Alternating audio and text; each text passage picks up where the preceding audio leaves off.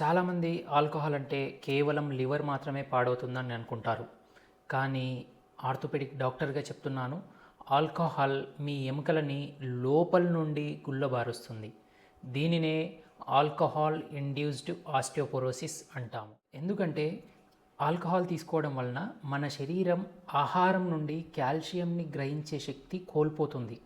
దీనివలన ఎముకలకి కావాల్సినంత కాల్షియం అందదు. ఇంకోటి, వైటమిన్ డి యాక్టివేషన్ ఆగిపోతుంది. మన లివర్ అండ్ కిడ్నీ ఆల్కహాల్ని క్లీన్ చేసే పనిలో పడి వైటమిన్ డిని యాక్టివేట్ చేయడం మర్చిపోతాయి. వైటమిన్ డి లేకపోతే ఎముకలు బలహీనపడటం ఖాయం. ఇంకోటి, హార్మోన్ల సమతుల్యత దెబ్బతింటుంది.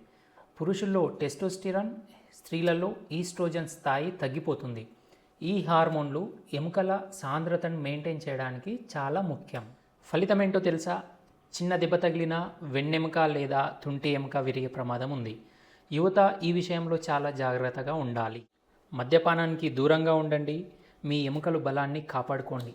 ఈ విషయాన్ని మీ ఫ్రెండ్స్ గ్రూప్స్లో షేర్ చేసి అవేర్నెస్ కల్పించండి. Thank you.